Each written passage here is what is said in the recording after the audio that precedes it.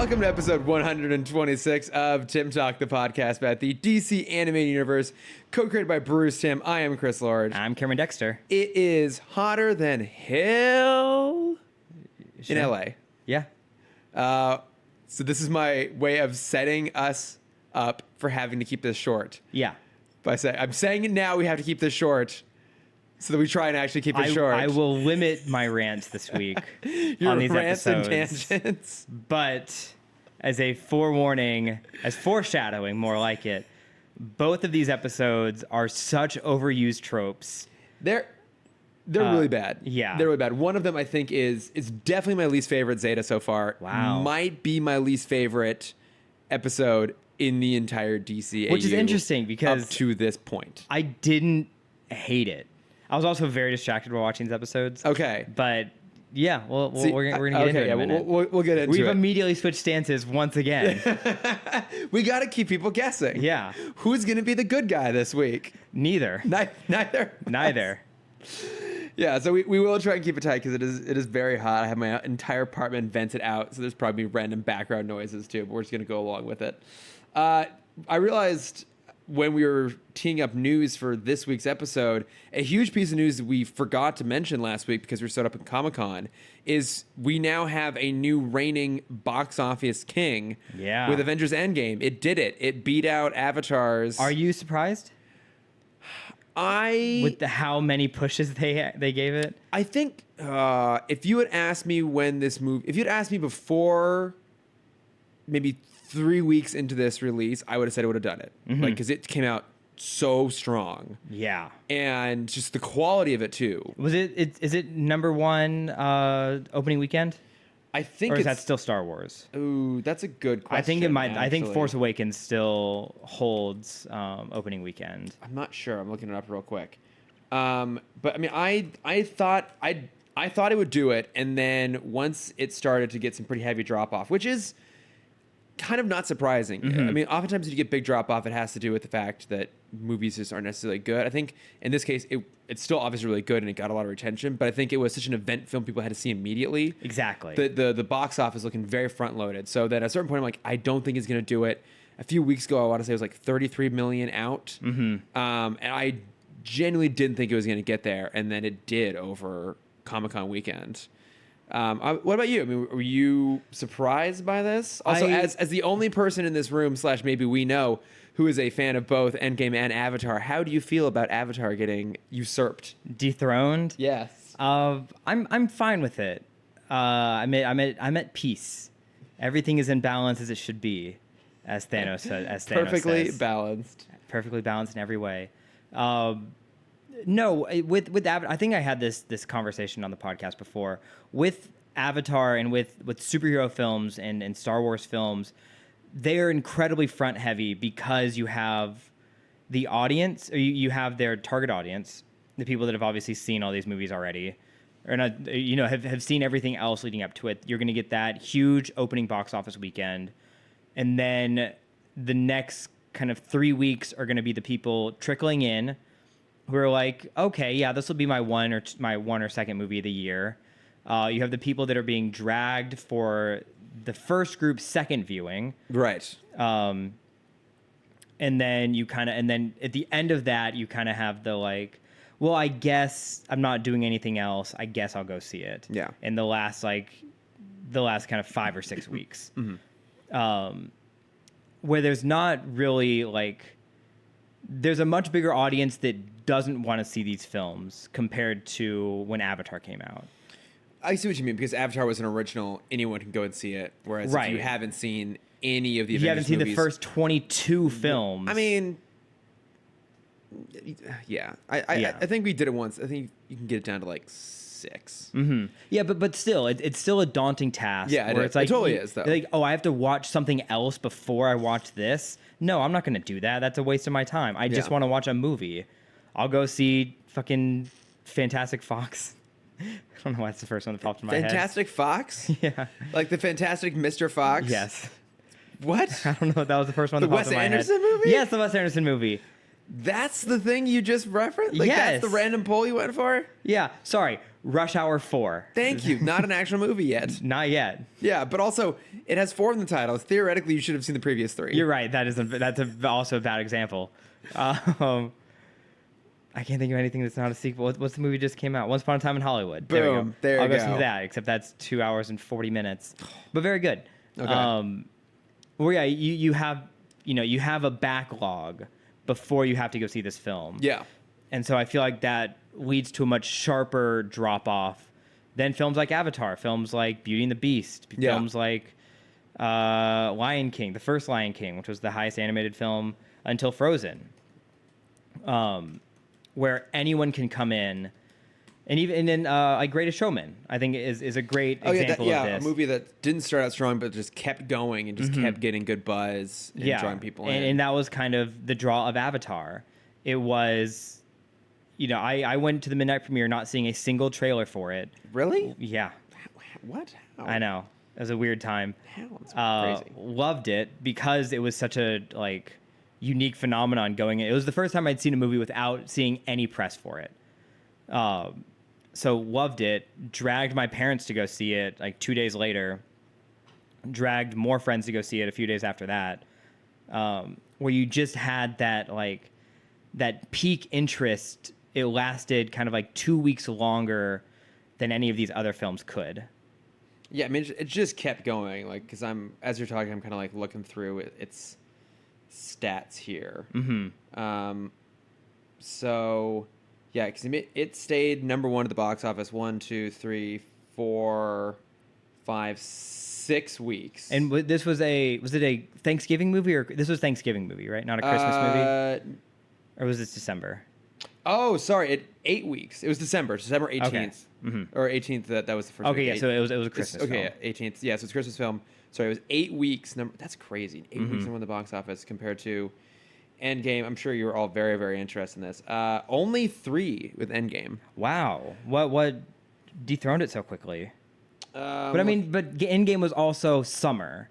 John Wick. That's right, John Wick. Hell yeah, it did. Even though John Wick 3 was just okay. It had some good stuff in there. Yeah, but I mean, compared to 1 and 2. Yeah, I know.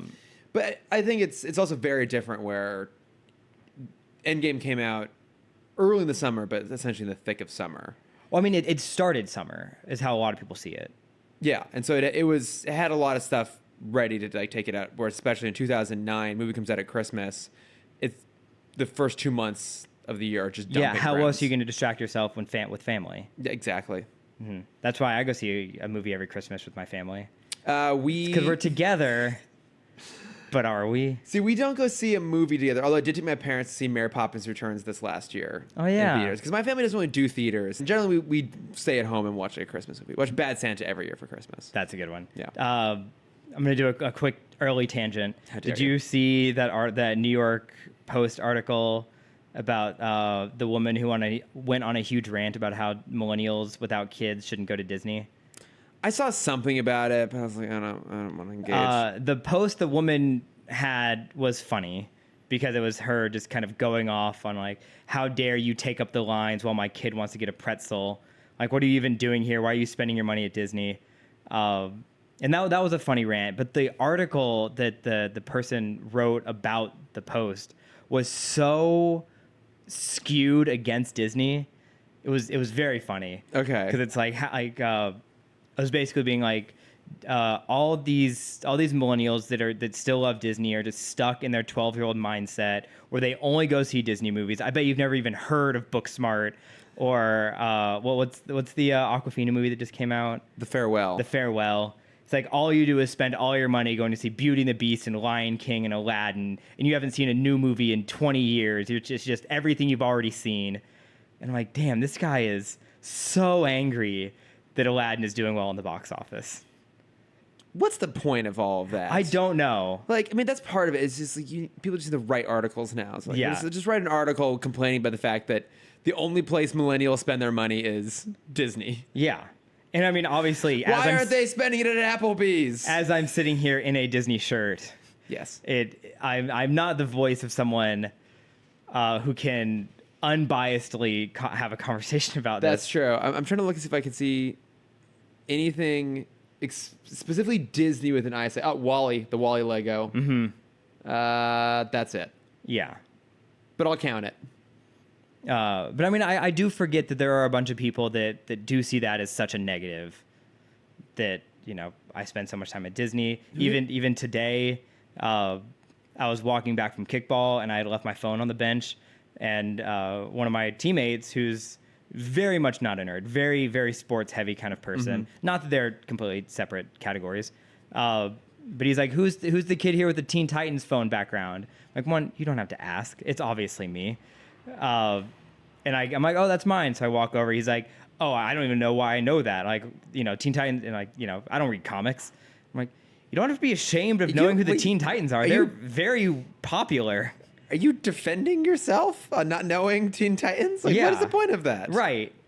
He was like ashamed that he knew what my background was. That's a bit, I mean, not to be mean to your teammate, but that's like the behavior of a 15-year-old who wants to pretend like they don't still like read comics and buy toys and that sort of stuff. It's like, you are an adult, sir. But no, I'm cool with this. I'm glad Endgame took the spot. I prefer Endgame to Avatar. We've established I'm not a big Avatar fan. Yeah. Not a lot of people are. But the ride's still doing much better than Star Wars Land. Oh, yeah, that's the thing, isn't it? Yeah. Pandora is great, though. I know. I do want to go check it out at some point. Yeah. We also get some trailers this week. We did. Very few. Let's talk Zombieland. Yeah. Trailer for Zombieland 2, aka Zombieland Double Tap, came out. How'd you feel about it? What'd you think? I love it. I'm super pumped for it. Yeah. Okay. Well, how do you feel? I found it entertaining. I'll end up seeing it. Let me rephrase that. I intend to see it. Okay. If it comes out and it gets very like lukewarm to middling reviews, I may end up not. Just if I just don't have the time, like, fuck it, I might pass on it. Yeah. But I mean, there's some stuff in the trailer that made me laugh, and I like those characters a lot. I'm very curious if they're going to try and explain how it's been 10 years and they're still discovering new people in this world. You kind of feel like at this point, people would have condensed. Yeah. Well, I mean, maybe because this 4 is kind of the outliers, I feel like. I feel like Woody Harrelson's character wouldn't want to, unless he could lead whatever camp they find. I feel like he'd be like, no, we're going to keep going. Nice to see you guys. Just kind of do his best to remain on top. Okay. I mean, it should be fun. But it's also been so long since I've seen the first Zombieland. I'm sure there's a lot that I've forgotten. Yeah, I haven't seen it in a few years. But I always liked that movie. Yeah. So, and, here's hoping that Ruben Fleischer gets another good film under his belt. And then the trailer that I was super excited for, Jojo Rabbit. Yes. Taika. Yeah, the latest film, Taika Waititi. Looks fantastic. It's a very weird concept for those of you who haven't seen it, because it's set in Germany during World War II, and it's about a boy whose imaginary best friend is Hitler. Oh, I didn't realize he was imaginary. Yeah. I thought it was actually Hitler. No, his imaginary best friend is Hitler, played by Taika Waititi. Yes. Oh, hey, Adolf. Yeah. It's just the trailer just looks so Taika Waititi. Also feels kind of Wes Anderson. I was just about to say, it feels like a Wes Anderson film that has Taika Waititi in it. Yeah, which it's an interesting idea. I love both their aesthetics. It'd be cool to see it combined. So, but as much as I love the trailer, the thing that made me laugh harder was the downfall meme that came out. Did you see that? So what I'm referring to is the downfall meme is the video that I'm sure everyone has seen multiple versions of, but it's a older German language film where they're in the bunker and someone's giving bad news to Hitler and he goes on this crazy rant. So in this time, they're delivering the news that they're making a movie about him. And he's like, oh, well, as long as there are no Jews in it, it's fine. It's like, well, actually, it's directed and starring a Polynesian Jew named Taika Waititi. I didn't actually know he was Jewish, which is cool. But then it's even funnier in the trailer. I was laughing so hard during this meme. Okay. I will put it in the show notes. If you haven't watched it, go watch this. Great. I'm sure everyone has seen a version of this at some point, but this was genius. And it was put out by the official Jojo Rabbit Twitter account. Oh, that's even better. Which is so fantastic. Yeah, that movie, well, I mean, obviously it's Taika. We're always excited for Taika films. Did you ever watch Breaker Uppers? No. Okay. Is that one of his early ones? No, that was his straight to Netflix movie that came out about a year ago. And he was initially, I think he just got too busy and it was pushed too far on the back burner for him. Because initially he was supposed to direct and produce. He didn't write it. Okay. But then it was pushed to him just producing it. And I feel like this was made right in the heat of Ragnarok. Oh, okay. And so it was pushed super back on his back burners. So it's okay. Okay. The premise is, and it's none of his normal cast. It's all new people. Mm-hmm. I don't even think he's in it. Now that I think about it. Oh, that's too bad. But it's about a company that started up in New Zealand where these two girls will plan a proper breakup for you and your significant other. So it's they can either do it where it's like super dramatic, where there's just no more contact between you two, or they can kind of ease the other person into it. Or it's kind of like those old, not really old, I'm sure there's some people that still do it. Though, like the human greeting card where you have someone, they come to your desk or door and they play you a song. A singing telegram. That's the one. Nope. Da da da da da. I am your singing telegram. Yes. So they do that, but it's Slam the it's for door. breakups. Okay. Mm-hmm. And then like, Please tell me you know what that reference is. I'm gonna guess Looney Tunes. No. Pinky the Brain. What's my second favorite movie? Animaniacs. It's not a movie. It's a TV show. Casablanca. It's my second favorite movie. Casablanca 2. Return to Casablanca. Casablanca. Yeah. Too Fast, Too Casablanca. What's my favorite comedy movie? Airplane.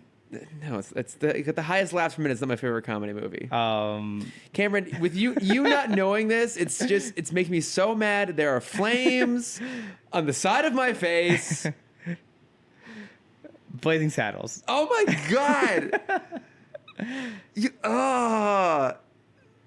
I was gonna try and throw more references at you, but you're not gonna get it. Have you not seen Clue? Yeah, I've seen Clue. Oh, Jesus fucking Christ! How did you not get those references? It's like two of the most common references from Clue. Is it? The flames on the side of my face. Oh, yeah. I feel like those aren't the most common references. That's one of the most. I don't think so. I'm sorry. No, if you say flames on the side of my face, heaving breaths, that's only Clue. No one else knows. That's not from anything else. Yeah, but that's not the most recognizable part of Clue. That is one of the most recognizable. I doubt it. You don't even know the movie. I do know the movie. No, because you missed two really obvious references for it. I don't memorize the movie. Then you but don't I know the it. movie. No, then you don't know it. I'm sorry. Tim Curry, I apologize to you specifically. Chris, go fuck yourself. Name any other cast member in that movie. Oh God. Hold on. Doc Brown. I'm waiting. The actor's name is Emmett Brown. Oh my god. No. I know. Hold on. Listeners, I'm going to put up a Twitter poll this week. And you vote yes or no. Should I fire Cameron from the podcast? Hold on. I vote yes. Judge Doom.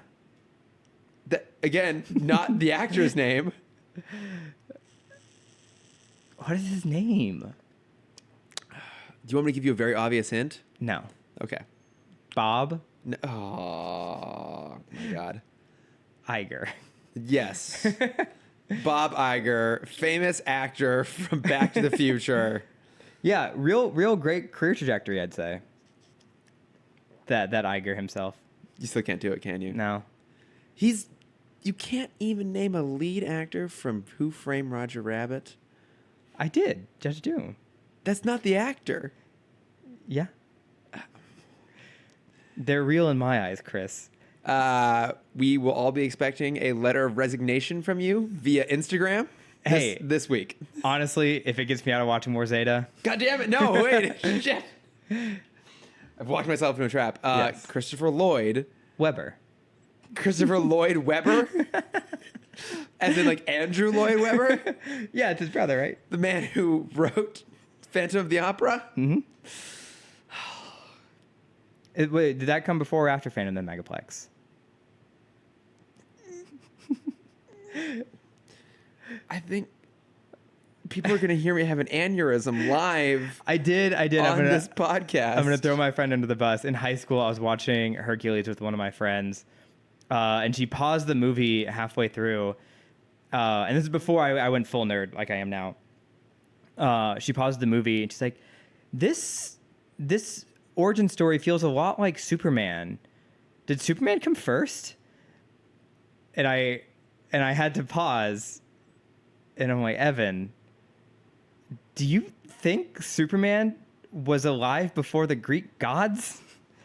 And she's like, well, no, but I mean, Hercules it came out in the 90s.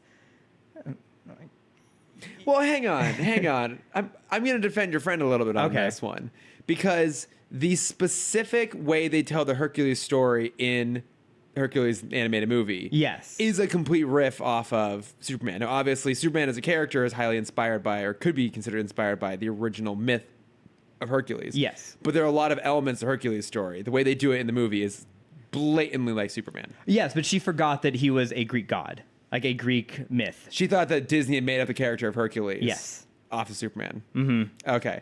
I mean, as embarrassing as that is, it's less embarrassing than you not knowing who Christopher Lloyd is, even though Who Framed Roger Rabbit is your favorite movie of all time. Yeah. That being said, let us move on to Zeta before I kill you. Okay, so we're going to start off here with Rose Reunion. No, not Kid Genius? No, Rose Reunion is which episodes did you watch? Kid Genius and Rose Reunion. Yeah, Rose Reunion, isn't that the first one? No. Wait a Kid minute. Genius was first. What? No. Yeah. What? No. Yes. What? Yes. No. Yes. Hang on, I'm double checking this. I watched it on my iPad. It's very possible I watched them in reversed order. I mean, you saw the same episodes, right? Yeah, but okay, then we can start with Rose Reunion. No, we do them in order.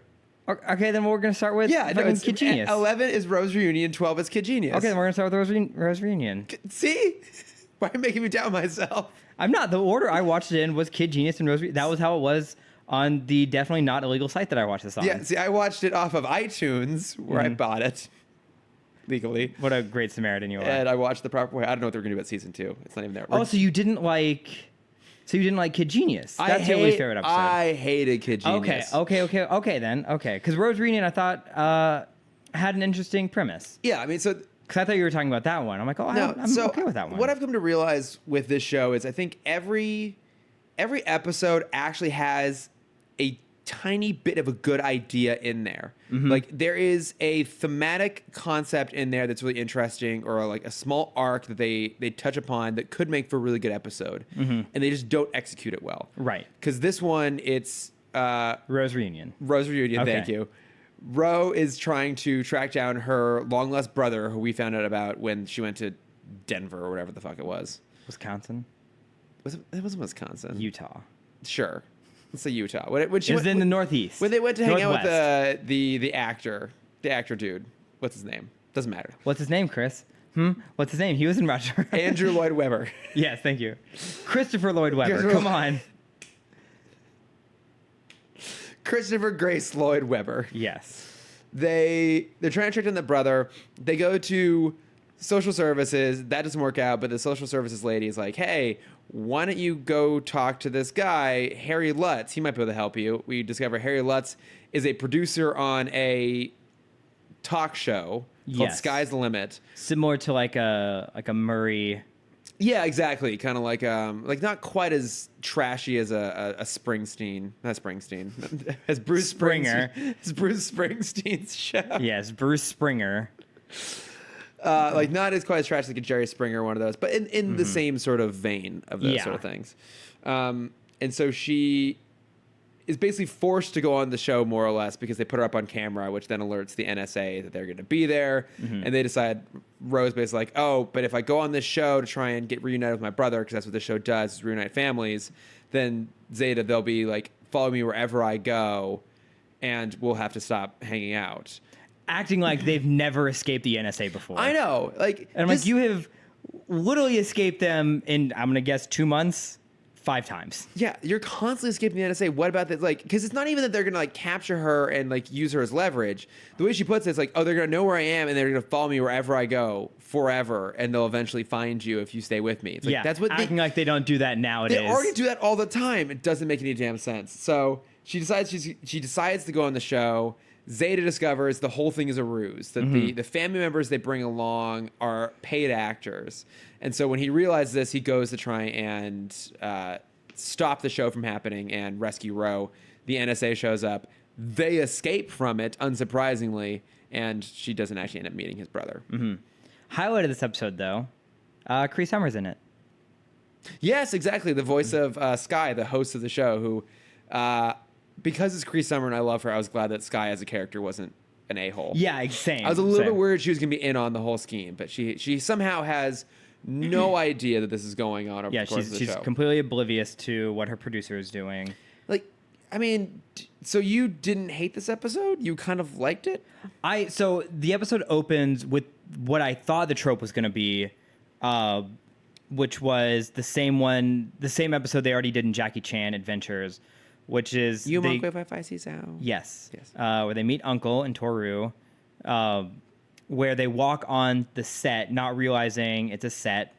There's a woman crying for help in a burning building. That happens in Jackie Chan Adventures too? There isn't. It's not a burning building. It's a woman gets robbed in an alley. Okay. And Jackie does his awesome parkour kung fu to stop the robber, and then he finds out it's a set.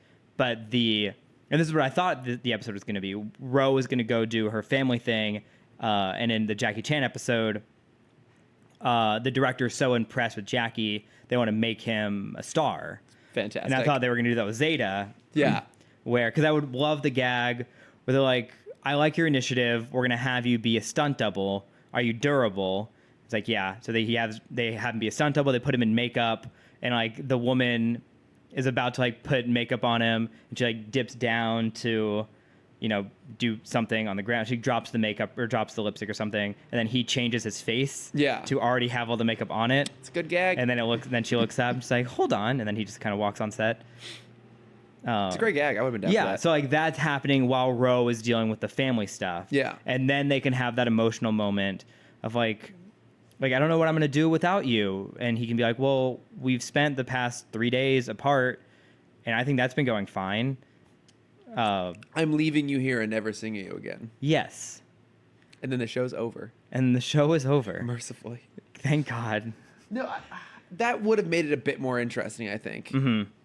Where Ro keeps wanting to have this talk with him. Yeah. Of like, I want to do the show to meet my brother, but I don't want to do the show, one, because I know the NSA is coming, and two, maybe not have it be the next day, but like in 2 days, it's going to be her. Yeah. And so then you have where she's trying to talk to him, but he is caught in the hustle and bustle of Hollywood. Because one of the things I found so bizarre about this episode is she's sent to the studio and they kind of like surprise her and put her on a live feed going out, and like, oh, and the next day this person could be on here. So this is like, it's just like the host even says, we have great researchers. They'll find your brother in less than 24 hours, basically. At least she never actually says those words, but like that is the implication because the show's gonna be on tomorrow. Do you think this was the animators making fun of the comparatively short turnaround time of live action production? Because like for animation, it takes weeks and weeks and weeks and weeks to film anything, whereas like you can go and shoot something and do a relatively quick turnaround with live action. No, I think it was making fun of those kinds of talk shows, because I feel like in the early 2000s that was kind of the peak of like Jerry Springer was kind of at the fade out, but then we were getting our Dr. Phils coming in, we were getting our Murrays coming in, we were getting what, you were gonna say something? Maury coming in. Well, in this universe, it's Murray. It's F. Murray Abraham. Yes. Who? What is that reference? Doesn't matter. He's a well-known actor. Is he? Yes. Is he? He played Salieri in Mozart and Amadeus. F. Murray Abraham. Fine. Sure. He also plays John Practice in The Last Action Hero. Okay. You've seen The Last Action Hero. I have, but I don't know anyone in it besides Schwarzenegger. He's the other cop who turns out to be a bad guy. So it's like he's like Arnold Schwarzenegger seems like, oh, how do you get to Carnegie Hall with practice? John Practice, my old pal, and they're friends, and then he Practice ends up betraying him, and the kid even calls out like clearly he's a bad guy. He played like Salieri and Mozart. He was also a Star Trek villain. Fuck off, Cameron. Fuck off. What were we talking about? How the episode should have gone. Yes, how it should have gone. Yeah, it's like, look, there's something interesting emotionally happening here. Like, one, I think if they had hung it on the idea that if she finds her family, she wouldn't need to be on the run with him anymore. Right. And I think that makes it much more interesting than using the NSA as an excuse. Right? Again, there's an interesting idea here. There's like an emotional hook, but then what they run that through in terms of a story is just kind of weak. It's like you said, they didn't lean into the playfulness of it all being set on a film stage. They just have that ridiculous scene where like they somehow animate around the fact there must be a massive film crew there while this is all going on. Yeah. And it's also kind of the whole conspiracy side of it is like, how can everyone be in on this and not know kind of how everyone's cheating the guest? It's like, I mean, how can it be one producer who has an under the table deal with a corrupt social services agent? Yeah, because do they just not actually have researchers? I guess or not. Are the researchers he just said, the talent producers? He said they were talent agents. It was too expensive, so they opted to do it this way instead, which is like so fucking ridiculous. What was I gonna say? I don't know. I don't remember anymore. Did you happen to notice? You might know this. When did the show She Spies come out? She Spies? You mean Totally Spies? That one. Wow. No. Don't even start with me on that. Wow. You don't know Amadeus and you don't know Totally Spies? They're basically on the same level for film achievement. Totally Spies came out early 2000. I want to say 2003-ish. So, because at one point there's a wide shot of the lot, and they have the big posters over one of the stages, and there's a poster that looks a lot Lady like Spies. She Spies. Isn't She Spies a thing? I don't think so. Was She Spies? No, that was I thought maybe She Spies was the fictional TV show from Pulp Fiction, but I think that was the Foxy Five. 2001 is when it started. Wow, this show lasted a while. First episode was 2001. Last episode was 2013. Oh my god, I didn't realize it was that long. I knew it was a French show. There's 156 episodes of Totally Spies. Dang. I know that. I'm looking up She Spies. There's a She Spies. She Spies is oh my god, there is okay. She Spies was a TV show, a live action TV show. I knew I wasn't crazy. Ran for 2 years with Natasha Henstridge. Oh, I mean, like if you look, it's basically just a riff off of Charlie's Angels. Like, look at the poster for this. No, this is straight up the poster from Charlie's Angels. Mm-hmm. See, I am not crazy. She Spies was a thing. Was it probably to rival Birds of Prey around this time? I mean, that's not the same. That's not even close. Like Birds of Prey was its own. Have you ever watched Birds of Prey? No. It's weird. It's really, really weird. Okay. Like Huntress is the daughter of Batman and Catwoman. Cool. Catwoman's now dead. Batwoman is missing, as he must in all Batman TV shows that doesn't actually feature Batman. Great. And she is a metahuman that has like cat powers, kind of in the vein of the Halle Berry Catwoman movie. Sick. Yeah. I'm in. But they do a great job with Oracle, that being said. Mm-hmm. Okay, no, I thought maybe there was a little nod to Totally Spies in the background of the show. I may be mistaken. Not a reference to She Spies? It's also a reference to She Spies. Okay. They walk past a live action photo of the She Spies poster on the stage. Great. What else is happening? They produce in 24 hours. It's all fake. Oh, that was the point I wanted to make. There was a post that I saw a while. There were two of the similar kind of posts that I saw on the internet a while ago. There was the idea of like people who believe in the like moon landing is fake conspiracy and the Area 51 conspiracy have obviously never been project managers because they don't know how hard it is to get like 10 people to do their jobs, let alone a whole corporation to keep quiet on one thing. I know. Yeah. It's ridiculous. Yeah, how did it like how how did no one else on this show not know what was going on? Yeah. Because so even the Like talent, I would understand because talent is in a whole separate area than behind the scenes people. yeah, but how has no one tried to sue them yet? Because how Zeta finds out the whole thing is fake is he was walking off the lot and he sees a little girl complaining to the producer Harry Lutz because the woman they brought on to be her mom was an actress. Now, how did that girl not know that wasn't her mom? Well, because she'd never seen her before. What? No, she had. Like they got separated in like a storm. Oh, that's right. I forgot. Like that. they were like their town got hit with like a massive tornado or something like that. They got separated, and the stories coming out of the aftermath of the tornado is that a bunch of people got hit in the head, and a bunch of people had memory loss. Like, well, guess what? One of those people was your mom, and now she's here. Did the kid also get memory loss? Like, how was it not obvious? The kid did make a statement that like they might have known what the mom looked like and painted and fixed up the actress to look like the mom because she even said like the freckles were fake. Yeah, but a child would still recognize their mom that she's only been separated from for what I think less than a year based on the context of the episode. There's good makeup artists in the future. Oh my god, no. She's also a hologram? Yes. Then it would make sense. No, it's just like it's so crazy that no one else know about this. And then of course, look at the end of the episode, they get away from the NSA because they do it all the time. Yeah. Like why? And then also how they get away from the NSA is that Zeta just puts on a disguise and pretends to be one of the film crew firefighters. How does the NSA still fall for that? They keep falling for it. Do they have the fucking goggles that they can see these things? I mean, they're busy. They're trying to chase. They can't just pull the goggles out while they're running. Have you ever tried to run with like loose glasses on? Yes. It's very frustrating. I've ran with binoculars on my face. Yeah, it's frustrating. It's not true in the slightest. Yeah, I don't know what purpose that would be. Well, I was trying to hunt down a bird. Okay. Yeah, a bird scooter. It was way off in the distance. I get it. Yeah.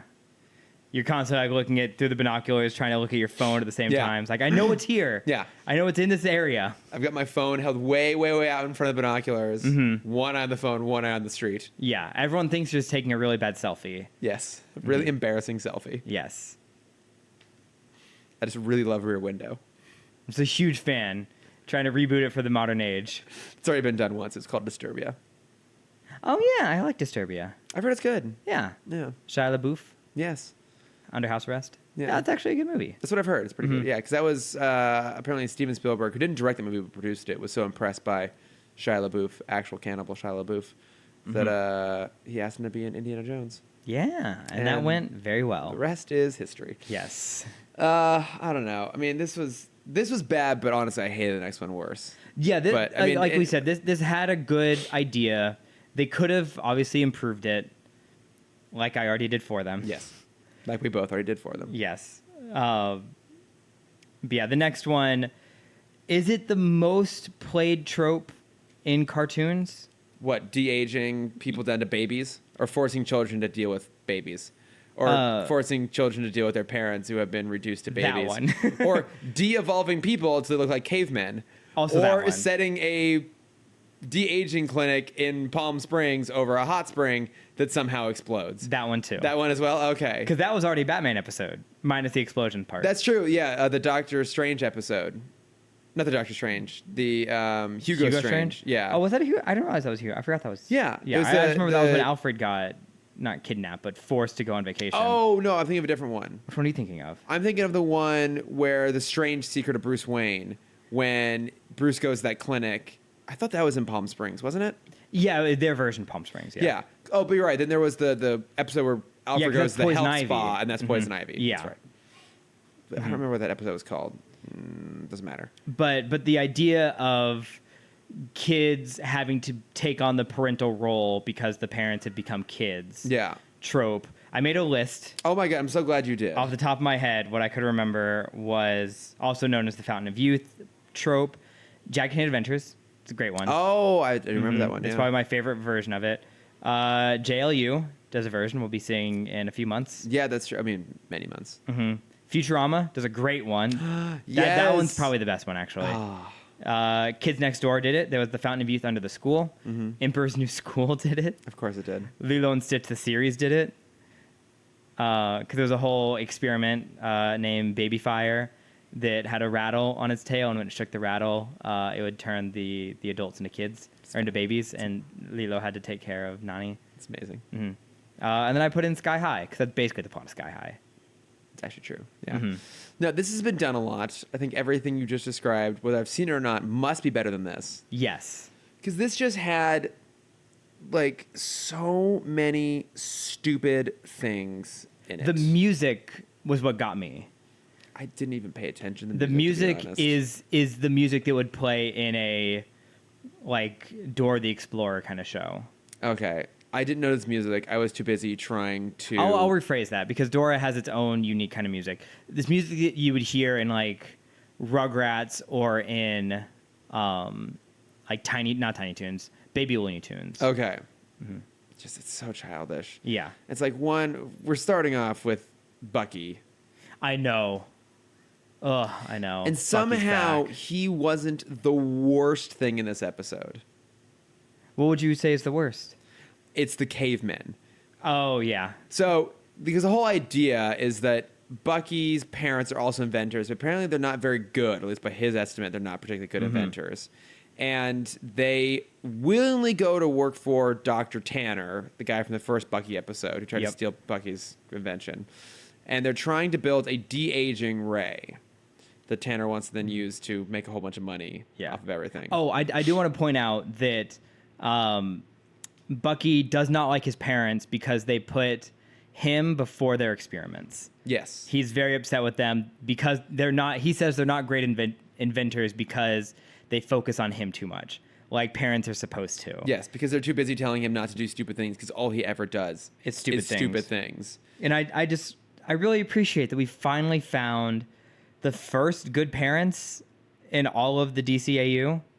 I mean, Gordon's a pretty good dad. I'm going to say they're still not particularly good parents because they do willingly go work for the man who was trying to steal their son's invention. Yes.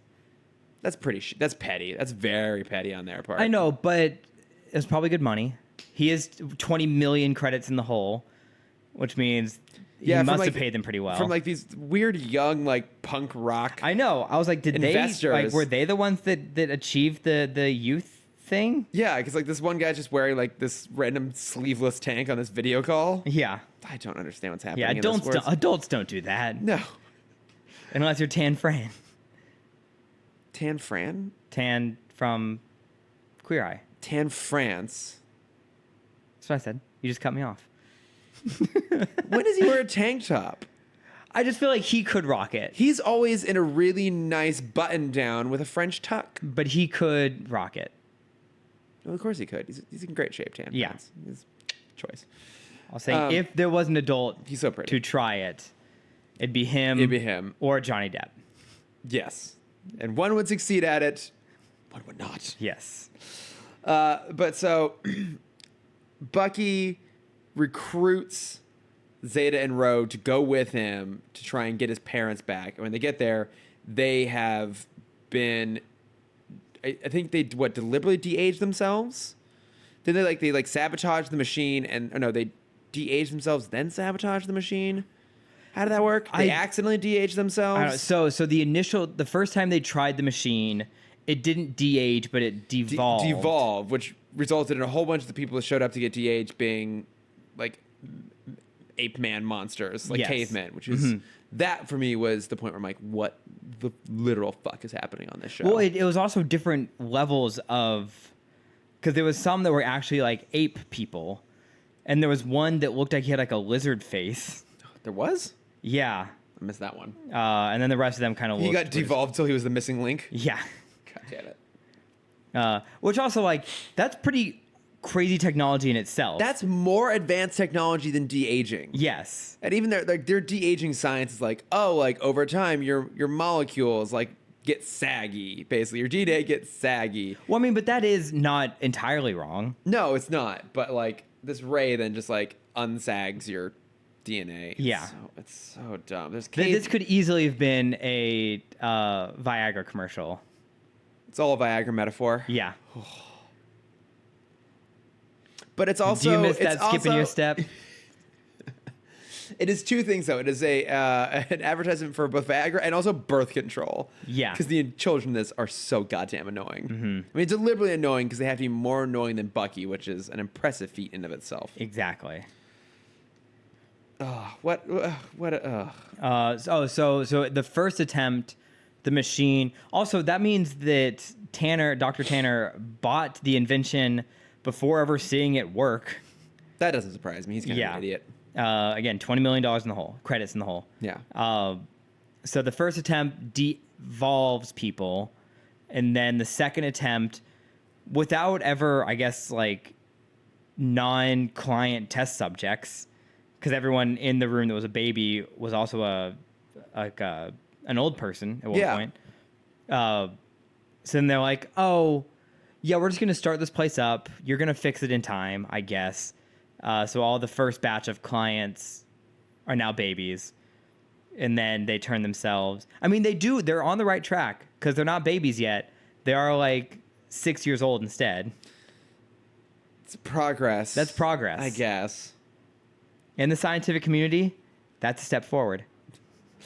Now we go back to the scientific method. Didn't work exactly the way we wanted to. Back to the beginning. Yeah. New hypothesis. New hypothesis. methodology. This is dumb. So dumb. So then Bucky comes, Zeta and Ro come in, and then it's the typical Bucky has to take care of his parents. But here's the thing that really, really angered me about this episode. Is the main storyline is Bucky has to fix the invention to get his parents back. Yes. How do they end the episode? By resolving the plot when the episode is over.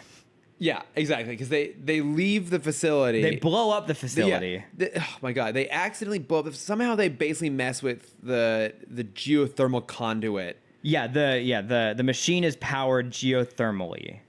Geothermal. Geothermally. Yes. Ooh. Is powered through the earth. Geothermic would describe. Ooh. It's powered by the earth. It's powered by lava. Yes. It's powered by hot springs. It's powered by hot stuff. And yeah, something goes wrong. Zeta doesn't hit anything that looks like it's part of the machine. He hits the door frame to knock out the ape man guard. And then that was enough of a reaction to cause the whole thing to blow up. Yeah. I mean, we do know in this universe everything is highly combustible. Yes. Including dirt. So we know, here's my question for you. We see two buses. Yeah. One that's just Bucky, Zeta, Ro, and the two parents. Yes. The two baby parents. And one that's Dr. Tanner and all the other babies. Yeah, all the former elderly people have now been DH'd to children. But we also see before that the spa area is already full of old people. Where do they go? Did they all die? Yes. Cool. Yeah. Well, they're not going to get out there quickly. Right. I mean, they made a mad dash to escape, but they're not moving very quickly. And the place is already blowing up while it was happening. Mm-hmm. They're all dead. Yes. Cool. Great. Good to know. Yeah. This episode is probably the highest body count of any DCAU episode we've seen yet. Yes. But yeah, watching this episode, it just like really makes you appreciate the Futurama episode. It's just a really sloppy thing, and like you said, to get to Courage! I forgot about Courage. The Cowardly Dog does Courage this. did that, yeah. Like you get to the end, and Zeta's More like, macaroni. What? It's from the episode Courage has to make mac and cheese for Muriel, but she's being very temperamental, and she's like, no, I want more. Yeah, like she has to get the ratio just right. So she's like, more cheese, no, less cheese, more macaroni, more cheese, and then she's just messing with him. It's a great bit. Everyone should go look it up. Emmett Brown is in it. God damn it. Christopher Lloyd's in it. Christopher Lloyd Webber is in it. But no, like, yeah, the episode resolves with Zeta going like, oh, I scanned the machine. I can build a new one and like change your parents back. But not all the children that are now stuck on this bus with this guy who is actively trying to murder Bucky. Yes. Like, he was hunting him down with like a blaster trying to kill him. And now he's stuck on a bus with a bunch of children. Mm-hmm. So either he's going to kill them, or he's going to crash that bus, or he's going to abandon them somewhere. But more people are going to die. Yes. This episode has so much child death. But they're old people. Also, it's implied child death, so it's fine. Exactly. It's fine. I mean, that's how Japan gets around it in anime. No, that's true. I actually don't know if that's true or not. I'm just assuming it's true. They're my last little thing. Just No, so you can understand. don't even lie. It's not going to be your last little thing. So you can understand. In Japan or in anime, I don't remember the exact term they use, but it's basically you have if you have a child-looking character. I think it's Yuri. They're called Yuris. So you have someone that looks, 10 to 14. But they say there's some kind of mythical being, so they're actually like 100 years old or 1,000 years old, and that's how they get around child abuse in anime. Of course they do. Yes. So all the kids, not Yuri, Loli. So all the kids in the show are lolis. Yes. Great. Mm-hmm. This is terrible. Again, the thing that did it for me was the ape men. Like I almost could have gotten away. Like, I could have been okay if it was just the de-aging ray. It wasn't for you kids and your dumb dog too. The fact that this de-aging ray is also somehow a devolution ray. Yeah, how do you mess that up? On accident. And you're like, why do there need to be cavemen in this? Mm-hmm. Like, what was the need for these characters to be here? At what point did someone go, you know what would be really great to put in this episode that has nothing to do with cavemen? Cavemen. These are probably the same people that try to make that goddamn Geico Cavemen TV show. What? You don't remember that? No. Do you remember the Geico Cavemen commercials? No. Like, it's so easy even a caveman could do it? Oh, yeah. God, you child. They made an actual sitcom out of it. Good. Like, I'm pretty sure it was on NBC. Has there ever been a successful show that came out of a commercial? No. Because I know they tried to do that with Flo as well. They made a Flo TV show? I thought so. I've never heard about this. I remember they tried to do something with her to like take her out of the commercial world. Commercials? Yeah. Yeah. No, Cameron, the answer is definitively no. What about the What's Up guys? The What's Up guys? Yeah. Did they ever get a show? The Budweiser frogs? Yeah. Orlando Jones as the 7-Up Yours guy. What? You remember that one? No. So it was the 7-Up campaign, but it was 7-Up Yours. Oh, that's funny. Yeah. So it would just say 7 on the front of the shirt, and the back would say Up Yours. Mm-hmm. And it was a whole like, what Up Yours? No, it's 7-Up Yours. I'm on board now. I like it. I like it. It's my version of it. No, because 7-Up is a Dr. Pepper product. It's true. You do love your Dr. Pepper products. I do love my Dr. Pepper products. But no, I'm pretty sure there's never Timm been... Talk, sponsored by Dr. Pepper. Please sponsor us.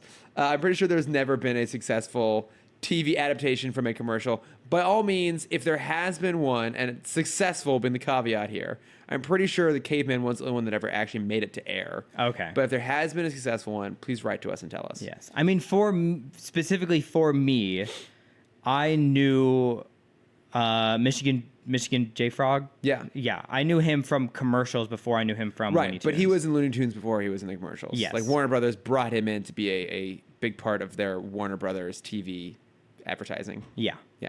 I remember that thing. That was great. It was great. I love Michigan J Frog. Me too. I love his name. It's a great name. It is. It's a good piece of trivia to hold on to. You feel like that's a question that's going to pop up somewhere in a trivia game. Yeah.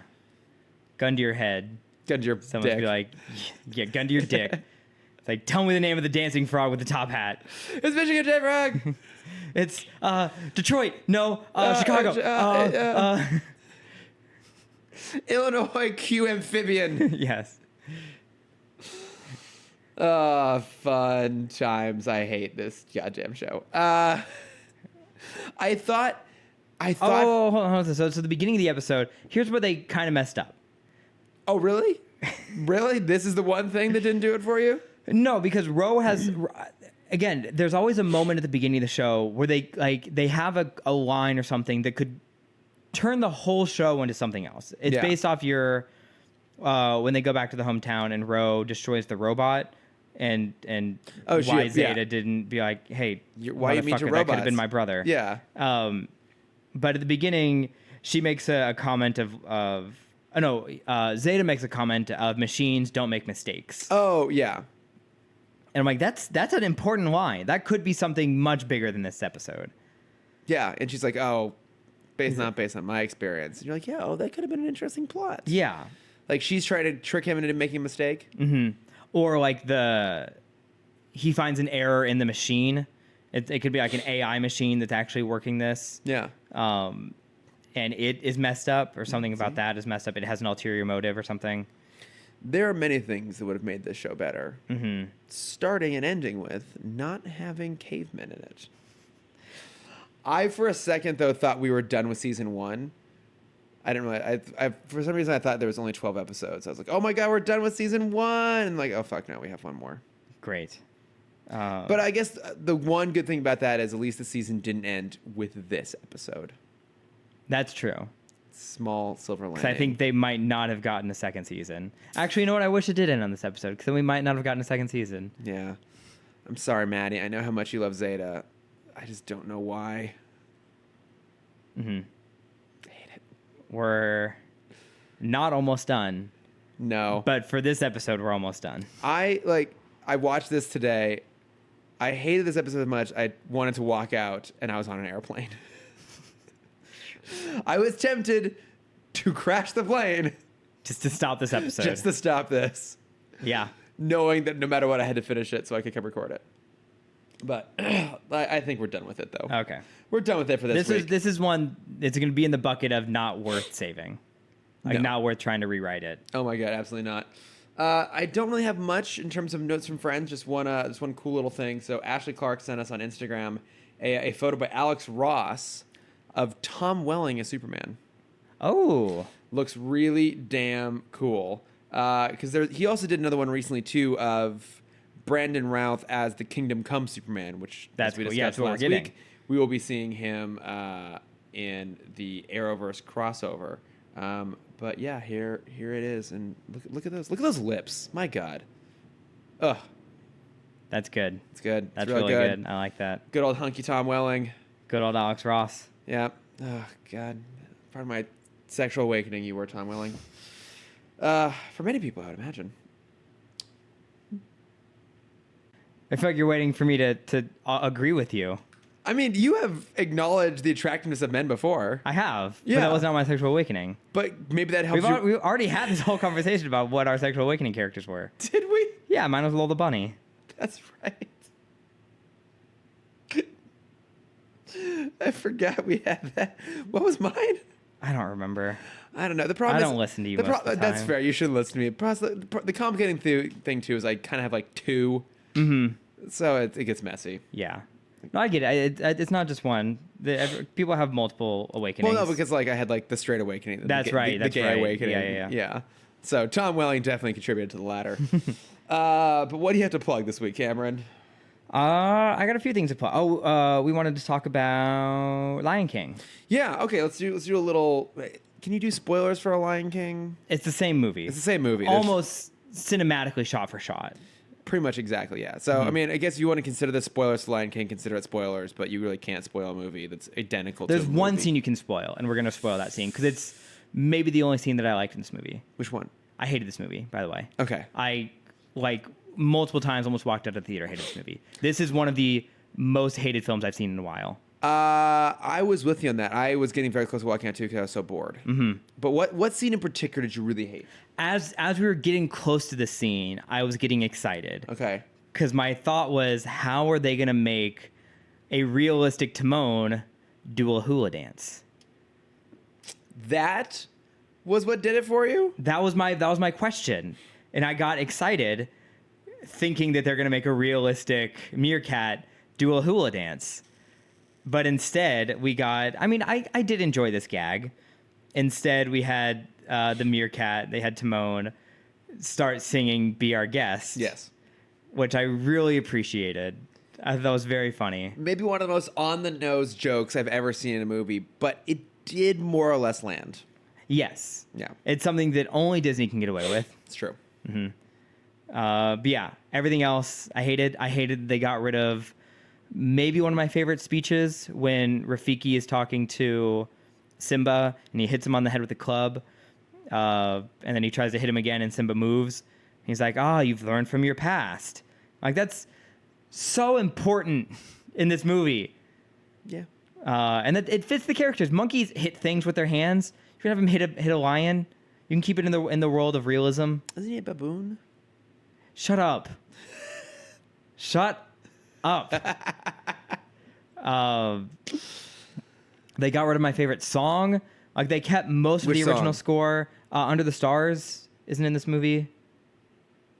I don't remember Under the Stars. It's the one that would have played when they played the Beyonce song. Okay, which I didn't really like. Timon and Pumbaa are the only good parts about this movie.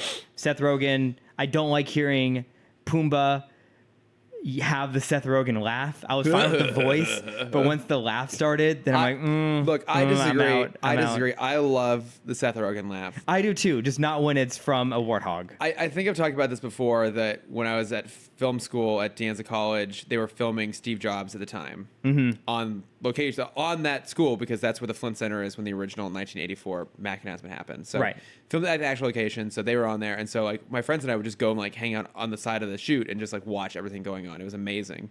But I was able to hear the Seth Rogen laugh in person. Oh, did it just echo around the school? Yeah, like off in the distance, I could see him and Michael Fassbender like having a chat, and then he's just like, and it's like it's. I'm doing a horrible impression of it, obviously, and it's a beautiful thing to hear, but it's melodic. I feel like it's just so in joyous. person. It is one of the most contagious laughs I've ever heard in my entire life. It just brings me joy. Yeah. So I didn't have a problem with the laugh happening coming out of a photorealistic warthog. Do you think this is going to make more money than the original? That is a difficult question to answer. I think in terms of like actual dollars, it could possibly. I think it's doing very well. God damn it. It stayed at number one this weekend at, I think it was like 76 million. And wow, no one went to go see Once Upon a Time in Hollywood. No, people did. That got 40 million, and it was so far the biggest Tarantino opening ever, if I recall. Okay, that's cool. So it did very well for what it was, but it was still below Lion King. It's like, at the end of the day, like you said, Once Upon a Time in Hollywood, have not seen it yet, very much want to see it. You've had very good things to say about it. That is still a 2-hour, 40-minute long, R-rated Tarantino film compared to a G-rated Disney movie. Like, what's going to make more money? Like just legitimately, what's going to make more money? It is G-rated, right? It might be PG. Okay, there might be enough scary stuff that make it PG. Yeah. But it's like, you're not going to compete with that. But, it's possible... it's possible it will make more, but I bet if you were to compare the two, like from an inflation perspective, I don't know if it would actually do it. Okay. Because The Lion King, when it came out in '94, was the biggest movie that year, right? I think so, and it until Frozen, it was the biggest animated feature of all time. Yeah. I think it was like 750 million. It didn't break $1 billion. Which means nothing is breaking $1 billion in the '90s, right? Because Spider-Man was the first one to break $1 billion. No, because we just got the Spider-Man that broke $1 billion. Yeah, because Far From Home was the first Spider-Man film to break $1 billion. That's awesome. No, and well deserved. That's a great film. What was the first? Titanic. Probably Titanic. I think Titanic was the first film to break $1 billion. Yeah, I'm pretty sure that's true. Which would have been 3 years. Well, yeah, later. Nothing is close. Because I think Titanic and Lion King might have been the two biggest movies of the '90s. Get that live Google search happening. Ooh, it made $968.5 million. Dang. It came very, very close. Oh, so highest grossing films. Lion King is number 5. Can you guess the 4 above it without Googling? Can you feel No. the love? I feel nothing. Tonight. I am a terrible singer. You are. Oh my Can you guess God. the 4 movies that made more money than Lion King from the 90s? Okay. Wait, the first Lord of the Rings is 2001? One. Okay, so that's one being there. So Titanic. Yep. Forrest Gump? No, that's right under Lion King. Okay. I'll give you a hint. The Matrix? No. Gladiator. No, Gladiator. That was 2000. Damn it. 2001. 2 of these movies have sequels that are still in the top 5 highest grossing films of all time. Phantom Menace. Yep. It's number 2. Another. Oh, Jurassic Park. There you go. So Titanic is 1, Star Wars is 2, Jurassic Park is 3, Independence Day is 4, Oh, Independent. That should have been a good. And then that's a Lion good King is movie. That's 5. such a good movie. and Forrest Gump is 6. Oh wait, no, it was number 2 in 1994. Forrest Gump made more money than Lion King in 19. Oh, that's domestic gross though. Oh yeah, I have worldwide. Is it Mr. Worldwide? Yes. Could you imagine if Pitbull, DJ Khaled, and Jason Derulo did a song together? It would take forever for the actual song to start. Isn't that what Cactus And is gonna Will be? Smith. Yeah. I feel like Will Smith is a self-introducer. Well, but he's more in the middle. Yeah, I suppose that's true. Mm-hmm. He just gets the ha-ha at the beginning. Okay, that's true. Let's throw him in there as well. Yeah. Wait, hang on. Because they did a version of, is it Friend Like Me for Aladdin that was Will Smith and DJ Khaled? Yes. Did that have both the haha and the DJ Khaled in the front of it? I'm pretty sure it did. I'm going to double check that when this is over. But no, okay. I agree with you on the Lion King. I was really bored up until the point when Timon and Pumbaa came on. I think Seth Rogen and Billy Eichner are the standout. Oh, pieces absolutely. And I think John Oliver is really fun in it too. I think part of the problem is John Oliver can't really sing. And I think that's what I also really hated is all the talk singing. Yeah, they ruined Be Prepared. Yeah, they basically that's a Broadway star, isn't it? The actor? It's Jeremy Irons. Oh, I forgot about that. I mean, he's been on Broadway. I'm pretty sure he has a Tony. He's a Tony? Yes, because he's a near EGOT. He doesn't have a Grammy. Okay. Yeah, he hits one note, which is the last note, very well. Yeah. But they talk through the whole song. No, I think part of the problem here is I like the people involved in this. For example, I love Chiwetel Ejiofor. I think he's amazing. I think the version of Scar they're going for, he makes sense, but it just the problem is the whole thing just felt so subdued. It's like the color was pulled out of it, the personality was pulled out of the animation of the characters. So much so. The energy of the songs was diminished, and I feel like the energy level came back up when Timon and Pumbaa showed up. I think Billy Eichner is super fun. I like Billy Eichner a lot. I haven't watched a lot of Billy on the Street, but I really liked him in Difficult People. I think he's fucking hilarious, and I think he's really putting the effort. Also, a good singer. Yeah. I think and it just the rest of it just felt so muted. It just felt like they just desaturated the whole thing in every way possible. And towards by the end of it, I was enjoying it fine once the energy kind of came back up. But it just that first, I guess half hour or so, it's really really boring. Honestly, this movie would have been better if it was voiceover. If this was a Nat Geo style voiceover. Because that's kind of what... Oh, they actually had a narrator? Yeah. Like a David Attenborough style narration going on? Or they do this as a cross-promotion with Jeff Goldblum. Oh, his Nat Geo show coming out. If they had done that, then I would have been completely on board. Yeah, I mean, so I listened to an interview with Jon Favreau, and that interview actually is super interesting. It's on Empire Podcast. Of course. And I mean, he's just an interesting guy. Of course, because it was Empire. Of course, because it's Empire. They do great interviews. Chris Hewitt, one of my podcast heroes, met him. Jon Favreau was talking about the process, and the vision they had for this was to make it photorealistic, like a National Geographic documentary. And I will give them credit in that regards.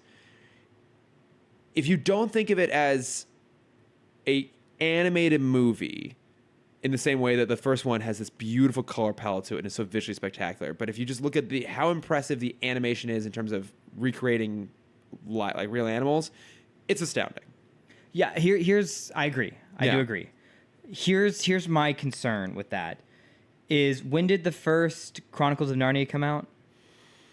2004, 5? Somewhere around there, yeah. We had Aslan, who was a photorealistic lion, who had way more emotion almost 15 years ago. There's people, I love the photos of people where they take a screenshot from the movie and hold their cat next to it and you see the cat's emotions. Yeah. And we know animals can emote. We know they have facial expressions. Look, I've seen a sad cat before. We had a whole character named Grumpy Cat. It was famous for years. I know. I think that what they set out to do, they were successful at. But in that endeavor, they took away a lot of what made that movie so good. Yes. So it's weird because I think it is a success. and we're seeing that in the box office, but we were always going to see that in the box office. But it's because it's the most faithful to the original in terms of like the story and the shots and the songs, and like it is a full-on recreation. And we've said before that Disney, when they're in the remakes, when they make efforts to differentiate themselves when they're at their strongest, I don't necessarily see eye to eye in that regards to Aladdin. But I think the problem here is that they were trying so hard to recreate it that they just couldn't capture that magic once again. Yeah. But I mean, I think from a technical perspective, there's some really impressive stuff, and them talking about the process of doing it was pretty interesting. Apparently, there's one actual real live action shot in there somewhere. Oh, that's cool. But Jon Favreau hasn't said sunrise. I think it might be the sunrise. He hasn't said which one it is. He hasn't said which one it is. The shot with no animals in it. Yeah, he hasn't said which one, but it might be the sunrise. But no, I would agree with you. I didn't particularly enjoy this. I think it might be. I really didn't like Dumbo though. Oh yeah. I think I liked this more than Dumbo, only because I genuinely really, really liked Billy Eichner in this. Yeah. And I was hoping that I would enjoy Donald Glover a bit more. I thought that was genius casting on their part, because he is an actor that has so much personality, and he's such a phenomenal musician. But again, I think if they just gave him a face, it would have been better. Yeah, it didn't feel like I was watching. I didn't feel the Donald Gloverness there in the same way that I felt the John Oliver, I felt the Billy Eichner, I felt the Seth Rogen. Yeah. Well, I think they all have. I mean, Donald Glover has a distinct voice. Yeah. But it's like, if I was in a crowd, you wouldn't necessarily pick it out. I wouldn't pick him out, Yeah. but I could probably pick out John Oliver. I could probably pick out Seth Rogen. When I was listening to it, I was like, Donald Glover was not trying to do a Matthew Broderick impression. Right. But it didn't feel like a dissimilar performance. I was like, oh, this sounds kind of like Matthew Broderick, actually, a little bit, which is weird. Yeah. That they would feel so closely tied. But I was like, yeah.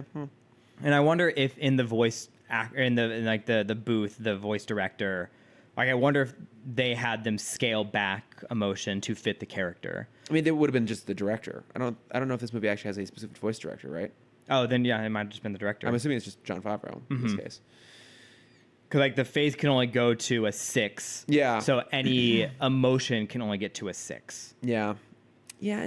And that scene where fucking Mufasa falls off the fucking cliff is such a travesty to animation in general. Why? It's so ugly. Everything about that shot is done. They tried to recreate it perfectly from the animated version, which is so well done. Where it's the pause, or it's Scar digging his claws into Mufasa's hands, and it's the "Long live the king." Yeah. And then ripping Mufasa's hands off the rock, him falling, and that zoom out shot from Simba's eye to seeing him. Oh, yeah. And then changing that to the live action version where it's an unemotive Scar being like, "Long live the king," and then bitch slapping his brother to cause him to fall, and then trying to recreate the zoom, but you can't recreate that same like the speed of animation. You can't recreate that realistically. And so it's the zoom doesn't feel the right pace. The cry is, and I think it gets exactly to the point. The cry was like an 8-9 emotion, where the visual was still a 5-6. Yeah, and I think that disconnection was a problem for the whole thing. Yeah, because like that. So what that's usually referred to as like a dolly zoom shot. Yeah. So like Hitchcock, I don't know if he actually created it, but like he famously used it a lot in Vertigo. Spielberg has used it a lot. You see it in Jaws. And it's done really well in the animated version. I think you have to, at the end of that, the eyes that shot is focusing on have to be really heavily expressive. Yeah. And they just weren't that here, unfortunately. So. And also, don't cats land on their feet. Just throwing that out there. But I mean, like, now that I think about that scene realistically, because I'm like, I've never seen a cat fall on its back, and I'm like, oh, because they don't. But I mean, that's a pretty far way to go. Yeah. And he fell backwards. So he had plenty of On his time back. to twist that body around. Twist and shout. Mm-hmm.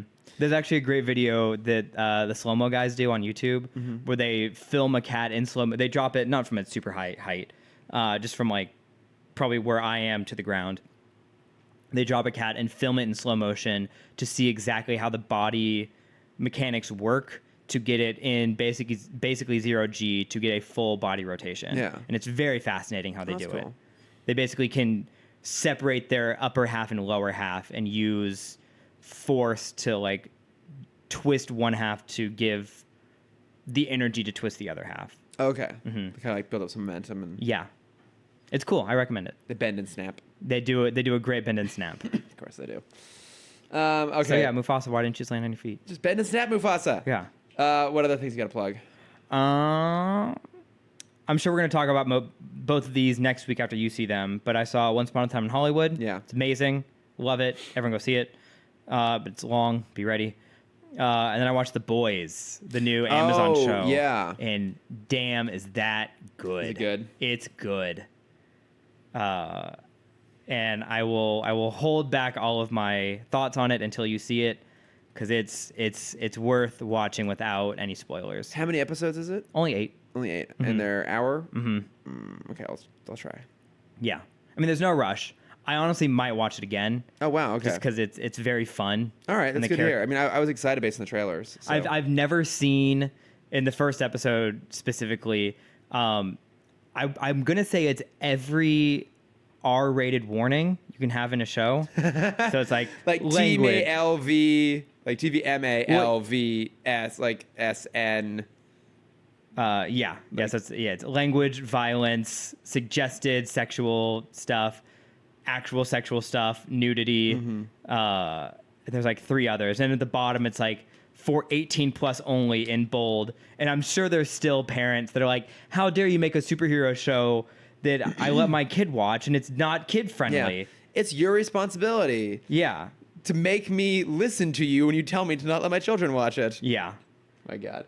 No, I am excited about that. I'm going to try and at least get started on it this week. So. Yeah. What have you been watching, listening, reading? I just finished reading the novel Stardust. So I watched the movie a few months ago. And it's the movie from 2005? 2007? Okay. 5, 7? 5, Somewhere around there. 7? I never seen it. Mid-2000s. It's very early Matthew Vaughn movie, and I do love his work. Is that James Marsden? No. So it's Charlie Cox, actually, the future Daredevil. Okay, there we go. Okay. They look all the same. Yeah, exactly. And he's really good in it. Like, Good. The performance is good. I didn't love the movie. It was okay. I think if I had seen it when it came out, I would have had a greater appreciation for it, just because it feels a little bit old-fashioned and dated at this point. Yeah. But I was curious about the book, and I've owned it for years. I sat down and read it. It's a kid's book. Yeah. It's it's fun and fanciful. It's also Neil Gaiman, so it's like a little bit dark and raunchy, even though it's a children's novel. Like there's some like sex scenes in it and some stuff like that. I feel like there was a movie that came out around that time which had a similar concept, and I want to say it was Enchanted. Well, I mean, but that would have been earlier. Well, there was Ella Enchanted, which was based off of a kid's book, and that might have been, yeah. I just know there was another like fantasy feeling film that came out within months of Stardust, because I remember I saw that one, but not this one. Okay, I don't remember, but I read the book. The book's pretty good. I didn't love it, but I liked it. Henry Cavill's in it. Yeah, Mark Strong's in it. I know it's got a great cast. Michelle Pfeiffer. Yeah, chewing the scenery. Claire Danes. Yes. No, it's an excellent cast actually. And then I watched 2 different versions of Into the Woods this last week. Oh, and you're gonna see a third one. I mean, I will at some point watch the third one, but no, I saw the Hollywood Bowl version. That's what I meant. Friday. Yeah. Okay. Yeah. So knowing that I was going to see it on Friday, I went with my friend Josh. He suggested we watch another version of it first, because he and I also went to go see Phantom of the Opera together at the Pantages, and that's when I was like, "What is happening? I'm so confused." And I realized that with musicals, sometimes it's better to see a version first, so you already know the music, you already know the story, so you can just kind of go along with it rather than like trying to figure stuff out as it's happening. So knowing we were going to go see Into the Woods at the at the Hollywood Bowl on Friday, we watched a taping of the original Broadway cast, one that has you didn't watch the Bernadette James Peters. Corden version? No, because I've heard it's not great. Same. Like everyone says that Bernadette Peters is like the best version of The Witch. So we watched that on YouTube, but we watched it like on Wednesday night, and we had split a bottle of wine, and we watched it like 8 o'clock at night. So I fell asleep through most of it, but I got the gist of it, and I knew enough of the songs that when we went in on Friday to then watch it at the Bowl, I already was like on board and totally engaged in it. And the Bowl version was really, really fun. Good. So there weren't any like super recognizable names, like broadly recognizable. I think there's some other like Broadway the actors. kid from Stranger Things. Yeah, Gaten Mazzaro, whatever. Yeah, he plays Jack, and he's really good. He was really good in it. Cheyenne Jackson, who's a name that I've seen pop up in some places. He played one of the princes. But it's a really fun show. I had never seen any of a version of it before, and I really liked it. And as I was watching both versions, I realized that I can see where their casting choices for the movie make a lot of sense. Like I'm watching this and like, oh, I can see why Anna Kendrick would be so good as Cinderella. I can see why Chris Pine would be so good as like this pompous prince role. So I do now really want to watch at some point the Disney version, except for it's mostly pretty good, except for I've heard some of the roles are maybe a little bit miscast. Johnny Depp. Yeah, that's the one that kind of gets mentioned the most. Well, it's even interesting because I watched the trailer for it, and it's so weird because he's just like in a zoot suit with almost no wolf makeup. And it seems like the rest of that movie is very earnest in its effort to give itself a really strong visual sense. You know, it's like, okay, when you're scaling up from stage to the movie, you can go big and you can be a little more lavish in terms of your design. And it's weird because I felt like the wolf, from what I saw in the trailer, was actually toned down, which was strange. When you're casting Johnny Depp, I think you just want people to know it's Johnny Depp. I guess that's probably it, and especially when that movie came out, because it came out in 2014. So he was still like big at that time. But yeah, I've heard the rest of the cast is really good, so I will watch it at some point. But it's a great musical. I really enjoyed it. Emily Blunt is in it, right? Yeah, She Emily plays Blunt is opposite, the baker's wife. Yeah. And then James Corden is in there. I watched the first 10 minutes. Didn't do it for you? No. I mean, I'll give it another chance. Yeah, give it another chance. The music's really good. I mean, I don't honestly know Sondheim that well. You don't get drinks with them? No, I mean we kind of pass each other on occasion. I don't know well if to call him Steven. Yeah. Is it Steve? Yeah. Steffo. Yeah. So I call him Sondheim. He calls me Lord. It's very formal. Very formal. Yeah, we just kind of like pass him and say hi. Sir. Yes, I call him Sir. Sir Steve. No, that's reserved for Mr. Spielberg. You're right. I'm sorry. Yeah, but you call him Mr. Spielberg. Yes. Yes. Well, I just call him Master. Fair enough. But no, I recommend checking out some version of Into the Woods wherever you can find it. So great. But that's the last of my plugs. Great. Yeah. I read Long Halloween. Talk about that next week. You what? I read Long Halloween. Talk about that next week. You did? Okay, we'll talk about it next week. Yeah. Well, yeah. Okay, because we only have one episode of Zeta next week. So we have extra. We have extra time to be tangenty next week. Tangential. Tangenty. I like that. We're gonna go with that. I haven't received such great news in such a long time. Such a long time. I know. But thank you as always for listening, folks. If you want to reach out to us, what was the question we had for them earlier? Oh, if Cameron should hand in his resignation for the podcast because he couldn't name Christopher Lloyd or he doesn't know any Clue references, and you agree with me, you can find us at TimmTalkPod on Facebook, Twitter, Instagram, and Gmail. If you want to harass him directly, you can find him at Cameron.Dexter on Instagram and at Cameron_Adventures also on Instagram. CamDexter_Adventures. What did I say? I said Cam_Adventures. There you go. Right to Cam_Adventures. Yes. They'll very much Instead, appreciate it. whoever that person is will appreciate it. And you can find me at Lordifer. Great. Yeah. Nailed it. Do you want to like have some sort of retribution on your part? Do you want to? No, I mean I am ashamed of my performance today. I do still feel like those aren't like the most iconic things of Clue to reference. The flame. Okay, the singing telegram maybe not. Although the way I sang it was very obvious. But I'm sorry, the flames is one of the most iconic things about that movie. Like when people think Clue, they think of Madeline Kahn's performance, they think flames on the side of my face. I'd say that's one of the most recognizable quotes for that movie, along with 1 + 2 + 1 + 1. Okay. Yeah. Sure. Yeah. I mean, it's your movie. I'll let you have it. Yeah. If you agree with me, the flames is fine is a huge part of it. Is a well-known quote. What's the love interest from Roger Rabbit? Jessica Rabbit. No, the other one. Dolores. Okay, good. Thank you. Yeah. What's the actress's name? That's not important. What's the actress who voices Jessica Rabbit? It's not an actress. It's a real person. Jessica Rabbit's a real person. And on that sad realization, we bid you adieu. Thanks for listening, everybody. Bye. I don't know. What's her name? Kathleen Turner. Oh. Like very famously voiced by Kathleen Turner.